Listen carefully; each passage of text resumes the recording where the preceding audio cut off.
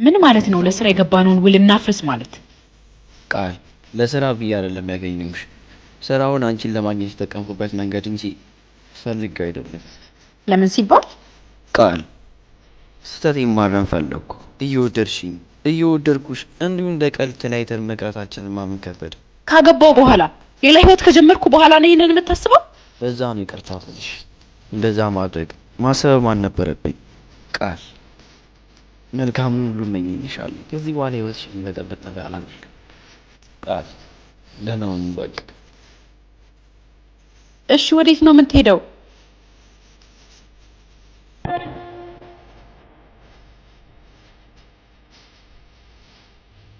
አዋዝ ሆስፒታል ሂጅ ነበር። ልጃችን ሴት እንደሆነች ተነግሮኛል።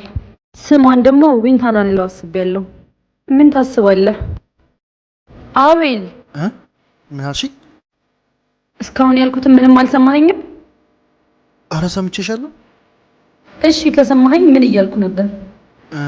እንትን ምን ነበር ያልሽው? ትሰማኛለህ? ልጄ ፈዛዛ አባት እንዲኖራት አልፈልግም። እሺ ነቃ በል። እሺ ነቃ እላለሁ። ለማንኛውም ከሰዓት ሾፒንግ መውጣት እፈልጋለሁ። ብር አዘጋጅልኝ። እሺ አዘጋጅልሻለሁ። እሺ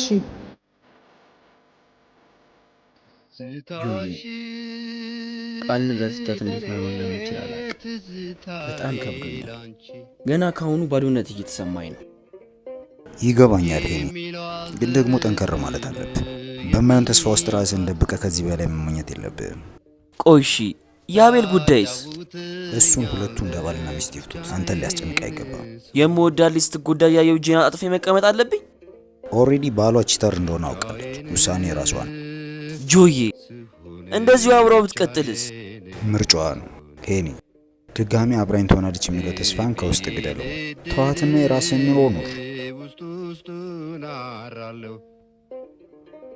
ምናልባት ለራስ አንድ እድል እንደመስጠት ቁጠረው። መመጻደቁን ትተህ ቁም ነገሩን አውራ። አውቃለሁ ለእኔ ጥሩ አመለካከት የለ፣ ግን ለቃል ታማኝ ባል እንድትሆን እጠይቅሃለሁ።